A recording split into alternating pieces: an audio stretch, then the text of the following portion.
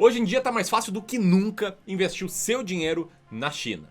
É isso graças à XP, que recentemente, num de seus esforços para democratizar os investimentos no exterior aqui para os brasileiros, lançou um ETF de código China11, o que facilita muito a vida do investidor que quer investir na China. Mas o grande ponto é, será que vale a pena? Como será que as ações chinesas performaram no passado? E será que nós aqui do Clube do Valor investimos na China? Pois bem, é sobre isso que a gente vai falar hoje. Meu nome é Ramiro Gomes Ferreira, sou gestor de investimentos, diretor de gestão aqui do Clube do Valor, uma gestora de recursos que não é uma casa de análise, então isso aqui não é uma recomendação, e sim a gente sendo transparente aqui para explicar como a gente toma decisões de investimento, beleza? Então se isso te interessa, fica aqui conosco até o final, te inscreve no canal e se o vídeo te agradar, senta o dedo no like e compartilha com alguém que talvez já invista ou queira saber se vale a pena investir ou não nesse ativo, beleza? Vamos lá!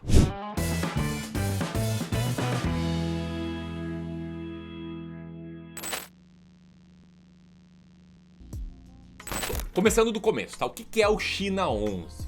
O China11 é um ETF, é um fundo de investimentos negociado na bolsa, que você pode comprar como se fosse uma ação, cuja carteira reflete a carteira de um índice de ações chinesas. No caso, o índice MSCI China. Assim, o seu retorno vai ser igual ao retorno desse índice em reais, na nossa moeda aqui no Brasil. Por ser um fundo de índice de gestão passiva, ou seja, a decisão do gestor é investir exatamente nas mesmas ações que estão ali no índice, esse é um fundo barato, com uma taxa de administração de apenas 0,3% ao ano. Porém, como o China11 não investe direto nas ações chinesas, na verdade ele investe em outro fundo, que esse fundo compra as ações chinesas, tem uma taxa duplicada aqui, que é a taxa do China11 de 0,3% ao ano e a taxa desse outro fundo que ele investe e cobra 0,59% ao ano de taxa de administração, o que faz com que o China11 tenha uma taxa mais ou menos total de 0,9% ao ano, que ainda assim não é a taxa mais alta do mundo. E um ponto importante sobre os ETFs é que eles não distribuem dividendos, mas você não é penalizado por isso.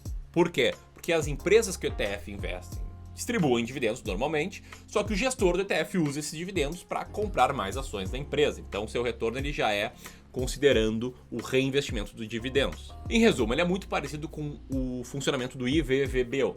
Agora, o grande ponto é, qual a decisão do Clube do Valor frente a esse produto? A gente investe sim ou não? Se sim, quando? Aqui a gente não vai te dar apenas uma diquinha, tá? A gente vai te mostrar 3 pilares que baseiam a nossa tomada de decisão de comprar ou não comprar China11. Então se você vem aqui direto pra diquinha e tal, aqui você vai ter conteúdo e vai entender por que a gente faz o que a gente faz. Então presta muita atenção nesses 3 pilares e bicho, o terceiro não é sacanagem, o terceiro ninguém te conta. Primeiro pilar que baseia a nossa decisão é sobre o PIB da China, o Produto Interno Bruto. O crescimento do PIB da China é inegável e parece que nada vai parar crescente do país. Se liga nesse gráfico aqui, que mostra a evolução do PIB da China desde meados dos anos 70, mais ou menos. Um crescimento muito alto, não é mesmo? E antes de eu continuar aqui, eu quero te pedir se você já investe em China11 ou não. Deixa aqui nos comentários, fala pra gente se você já comprou algumas cotas do China11, se você já se expõe a esse ativo ou ainda ficou com o pé atrás de comprar ele. Mas enfim, aqui nesse primeiro pilar também, eu preciso te lembrar que Bolsa de Valores não é PIB. Sim, é isso mesmo que você ouviu. A Bolsa de Valores não se move com o Produto Interno Bruto do país. E não é porque um país se desenvolve bastante ou rapidamente que o mercado de ações dele também se desenvolve bastante e ou rapidamente. E eu entendo totalmente se você quiser discordar aqui da gente, discordar do Clube do Valor, mas não é a gente que descobriu isso, né? Não fomos nós que geramos diversos estudos sobre esse fato. Não apenas a gente vê o Jeremy Siegel, um grande autor desse livro aqui, do Investindo em Ações para o Longo Prazo, como também temos extensos artigos e estudos falando sobre isso, inclusive de grandes portais, como a Bloomberg no artigo Stock Market has almost always ignored the economy, o Business Insider na matéria Stock Market is not the economy anywhere in the world, o Gus Salter, o diretor de investimentos da Vanguard, uma gestora americana, ele também fala isso numa matéria para o site Money Management. E, além, é claro, dos artigos, a gente também tem estudos bastante aprofundados, como um estudo do Bank of New York, o BNY Mellon, que conclui que pode parecer pouco intuitivo, mas não há correlação entre o PIB e o GDP, o Gross Domestic Product, ou Produto Interno Bruto, e o mercado de ações. Da mesma forma, a gente tem a própria MSCI, que também não encontra relação entre o PIB e o mercado de ações. de um país. Inclusive, voltando um pouquinho para o artigo do Gus Salter para Money Management, ele fala uma coisa bastante importante. Ele fala o seguinte: quando investimos, nós compramos empresas e não países. Mesmo se a China estiver crescendo uma taxa muito alta, isso não significa que as empresas chinesas irão se valorizar bastante também. Isso leva a gente diretamente para o segundo pilar, que é o retorno das ações chinesas. Aí eu te pergunto, você já pensou em multiplicar o seu patrimônio por 40 vezes? Você imagina que massa, né? Cada real vira 40 reais. Bom, é isso que teria acontecido se você tivesse investido em ações chinesas, na nossa moeda o real, em 1996, em janeiro, e segurasse até hoje. Parece um ótimo negócio, né? E não vou dizer que não é. Só que nesse mesmo período, se você tivesse investido em ações norte-americanas em real, teria multiplicado seu patrimônio por 49 vezes. E se tivesse investido em ações brasileiras pelo IBRX, teria multiplicado seu patrimônio por 50 vezes. Isso aqui sem entrar nos pormenores de um modelo de alocação de ativos, como a estratégia Bull Bear de investimentos, que é divisão de metade ações norte-americanas, metade ações brasileiras, que teria rendido 68 vezes. Teria multiplicado seu patrimônio por 68 vezes nesse período. Aliás, falando em estratégia de investimentos, falando em seleção de ações, falando em ações baratas, vai rolar um evento em breve, bicho.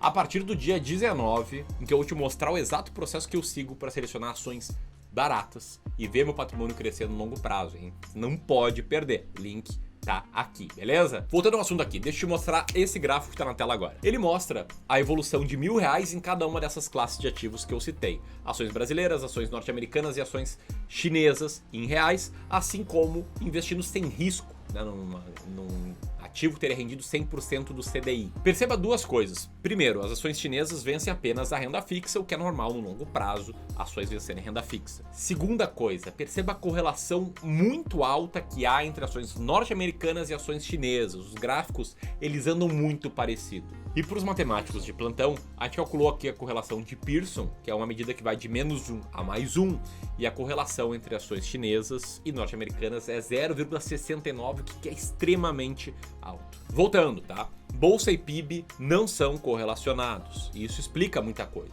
O PIB da China cresceu mais rápido nesse período, mas as ações não. Como o José bem falou, você não compra o país, e sim as empresas listadas na bolsa desse país. Mas aí, será que você realmente compra as empresas ao investir na China desse jeito? Diz aí, José. Agora vamos pro pilar número 3, que esse eu tenho certeza que você não esperava. Olha só, sabia que muitas vezes você não compra ações chinesas de verdade? Você não compra as ações das empresas? Parece uma teoria da conspiração, mas não é. A gente precisa lembrar que a China, desde 1949, está sob o comando do PCC, o Partido Comunista Chinês. Uma das leis que dizem respeito às empresas é que empresas estratégicas de setores relevantes não podem ser propriedade de pessoas que não são chinesas, não podem ser propriedade de estrangeiros. Isso inclui, por exemplo, empresas de internet e telecomunicações, como Alibaba, como Tencent, e também empresas de setores financeiro, de energia, de agricultura, de transportes, de educação. Perceba que são quase todos os setores relevantes, não é mesmo? E aqui o fato é o seguinte, essa está longe de ser uma questão específica do Brasil, do investidor brasileiro não poder comprar ações chinesas, tá? Inclusive existem vários artigos científicos alertando sobre essa questão para os investidores internacionais. Eu poderia citar qualquer um aqui, mas eu quero citar direto da melhor fonte possível, que é a SEC, a Securities and Exchange Commission, que é a CVM americana. Ela também alertou sobre essa questão ali em novembro de 2020, de que justamente existe um risco maior por causa da estrutura que é feita para essas empresas. E como é que isso funciona? Vamos pegar a ação do Alibaba, tá? A ação está listada como BABA na NYSE, na New York Stock Exchange. Por aqui, é claro, a gente tem o BDR BABA 34. Isso não é ação da empresa? Não, não é ação da empresa. Quando uma pessoa compra uma ação BABA ou um BDR, ela está comprando, na verdade, uma ação de uma empresa listada nas Ilhas Caimã. Olha só.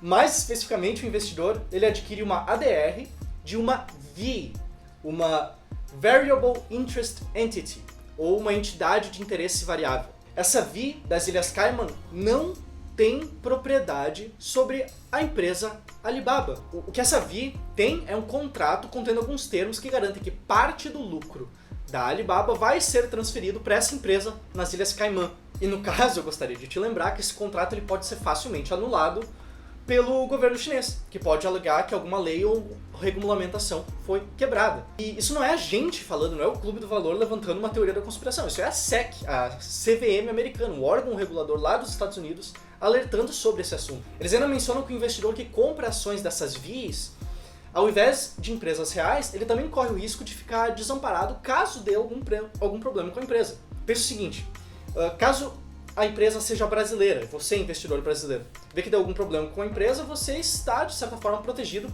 pela legislação daqui do Brasil. Mesma coisa o investidor americano que investe em alguma ação americana, ele está protegido pela legislação americana. Só que as VIs operam em estruturas legais bastante diferentes. Pode ser quase impossível conseguir algum tipo de reparação, algum tipo de retratação nesses casos. E agora você deve estar pensando, tá, mas e o Clube do Valor? O Clube do Valor investe ou não investe em China 11? Então, se não ficou claro ainda a resposta, deixa eu falar com letras garrafais, tá? A gente não investe, a gente não tem um centavo do nosso patrimônio sob gestão investido em China 11. E aqui a gente mostrou vários dos motivos que estão por trás disso, mas adivinha, tem mais. Daria pra gente fazer um segundo vídeo só explicando por que a gente não investe nesse ativo. Se fizer sentido pra você, deixa teu comentário aqui abaixo e independentemente de qual decisão você for tomar, saiba que pode ter certeza que agora você tá melhor municiado. Beleza? Então era isso, nos vemos na série que vai começar dia 19, aperta aqui pra garantir a sua vaga e vamos que vamos. Por fim, se você ainda tá aqui, compartilha com seus amigos esse vídeo que é bem importante, mais e mais pessoas terem acesso a essa informação. Grande abraço e até mais, tchau, tchau!